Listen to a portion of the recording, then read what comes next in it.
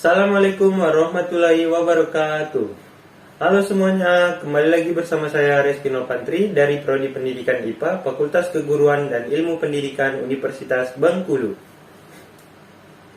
Pada kesempatan kali ini, saya akan menjelaskan materi tentang tugas dan tanggung jawab manajemen pendidikan yang diampu oleh dosen Bapak Dr. Muhammad Kristiawan MPD. Pada tugas dan tanggung jawab manajemen pendidikan memiliki poin-poin utama yaitu konsep dasar kepala sekolah, syarat-syarat menjadi kepala sekolah, ciri-ciri kepala sekolah, tugas dan tanggung jawab kepala sekolah, fungsi sekolah sebagai manajer, dan yang terakhir peran kepala sekolah. Yang pertama, konsep dasar kepala sekolah. Secara etimologi, kepala sekolah adalah guru yang memimpin sekolah. Kata kepala sekolah berasal dari dua kata, yaitu kepala dan sekolah.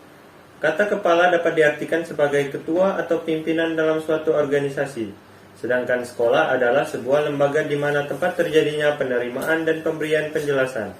Jadi, dapat disimpulkan bahwa kepala sekolah adalah orang yang memimpin sebuah lembaga pendidikan atau sekolah dan menggerakkan, memengaruhi serta mendorong semua pihak yang terlibat dalam lembaga tersebut untuk mencapai tujuan bersama.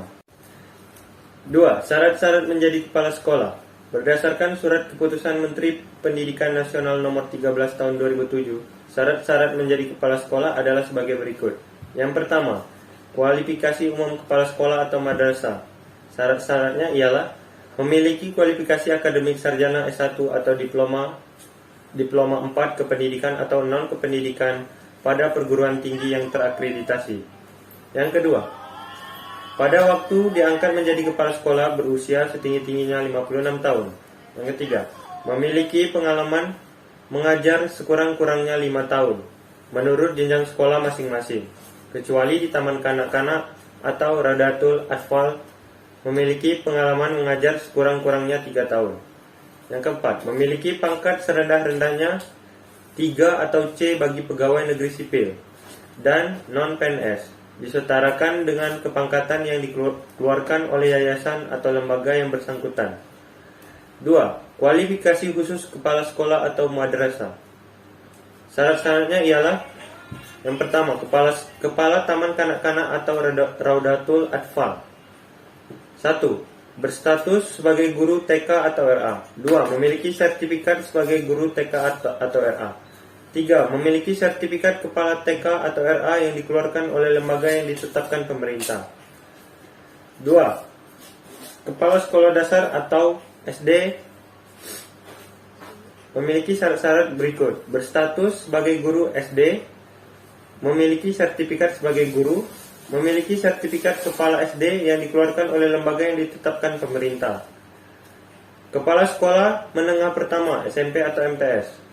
Syarat-syaratnya ialah berstatus sebagai guru SMP atau MTS, berstatus sebagai guru SMP atau MTS, memiliki sertifikat kepala SMP atau MTS yang dikeluarkan oleh lembaga yang ditetapkan pemerintah. Menjadi kepala sekolah atas atau SMA atau MA, berstatus sebagai guru SMA, memiliki sertifikat kepala SMA yang dikeluarkan oleh lembaga yang ditetapkan pemerintah. Syarat menjadi kepala sekolah kejuruan SMK atau MAK, berstatus sebagai guru SMAK, memiliki sertifikat kepala SMK atau MAK yang dikeluarkan oleh lembaga yang ditetapkan pemerintah. Yang ketiga, ciri-ciri kepala sekolah. Ciri-ciri kepala sekolah efektif menurut Husnoridul 2010 adalah sebagai berikut. Yang pertama, memiliki visi yang kuat tentang masa dan sekolahnya, dan ia mendorong semua staf untuk mewujudkan visi tersebut. Memiliki harapan tinggi terhadap prestasi siswa dan kinerja staf. Tekun mengamati para guru di kelas dan memberikan umpan balik yang positif dan konstruktif dalam rangka memecahkan masalah dan memperbaiki pembelajaran. Mendorong pemanfaatan waktu secara efisien dan merancang langkah-langkah untuk meminimalisir kekacauan. Mampu memanfaatkan sumber-sumber material dan personel secara kreatif. Dan yang terakhir, memantau prestasi siswa secara individual dan kolektif serta memanfaatkan informasi untuk mengarahkan perencanaan instruksional.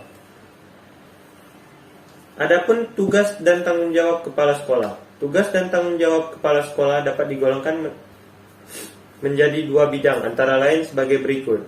Yang pertama, tugas kepala sekolah dalam bidang administrasi dapat digolongkan menjadi 6 bagian sebagai berikut.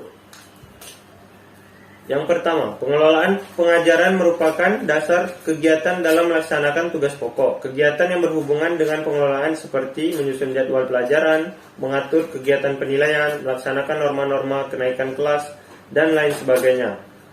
Yang kedua, pengelolaan kepegawaian, yaitu menyelenggarakan urusan-urusan yang berhubungan dengan penyeleksian, pengangkatan, kenaikan pangkat, cuti, perpindahan, dan pemberhentian anggota staf sekolah. Yang ketiga, pengelolaan kemuritan. Dalam bidang ini yang nampak adalah perencanaan dan penyelenggaraan murid baru, pembagian murid atas tingkat-tingkat kelas atau kelompok, perpindahan dan keluar masuknya murid. Yang keempat, pengelolaan gedung dan halaman. Pengelolaan ini menyangkut usaha-usaha perencanaan dan pengadaan investasi, pengaturan pemakaian pemeliharaan, rehabilitas, perlengkapan dan alat-alat material sekolah, keindahan dan kebersihan umum.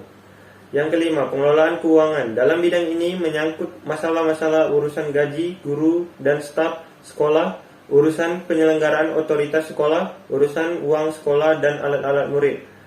Yang keenam, pengelolaan hubungan sekolah dan masyarakat untuk memperoleh simpati dan bantuan dari masyarakat termasuk orang tua murid, murid-murid, dan untuk dapat menciptakan kerjasama antara sekolah dan lembaga sosial. Yang kedua, tugas kepala sekolah dalam bidang supervisi. Kepala sekolah bertugas memberikan bimbing, bantuan, pengawasan, dan penilaian pada masalah-masalah yang berhubungan dengan teknis penyelenggaraan dan pengembangan pendidikan pelajaran yang berupa perbaikan program dan kegiatan pendidikan pengajaran untuk dapat menciptakan situasi belajar mengajar. Adapun fungsi kepala sekolah sebagai manajer. Stoner 1978 mengemukakan 8 fungsi kepala sekolah sebagai seorang manajer, yaitu yang pertama, bekerja dengan melalui orang lain. Yang kedua, dengan waktu dan sumber yang terbatas mampu menghadapi berbagai persoalan. Yang ketiga, bertanggung jawab dan mampu mempertanggungjawabkan. Yang keempat, berpikir secara realistik dan konseptual. Yang kelima, sebagai juru penengah. Yang keenam adalah seorang politis. Yang ketujuh, seorang diplomat dan mengambil keputusan yang sulit. Adapun peranan kepala sekolah. Seorang kepala sekolah yang berperan sebagai administrator memiliki 10 peran, yaitu peran pribadi, kepala, pemimpin, penghubung, peran pengetahuan supervisi, penabur pengetahuan, juru bicara, peran dalam mengambil keputusan, wiraswastawan, pemecah waktu, pengalokasi sumber daya, dan perunding. Secara garis besar, pimpinan pendidikan memiliki 3 peranan utama, yaitu sebagai berikut. Yang pertama, peran kepemimpinan kepala sekolah. Yang kedua, peran manajerial kepala sekolah. Yang ketiga, peran kurikulum pengajaran kepala sekolah. Baiklah, itu tadi materi yang saya dapat sampaikan. Apabila ada salah kata, saya mohon maaf. Wabillahi taufiq wal hidayah. Wassalamualaikum warahmatullahi wabarakatuh.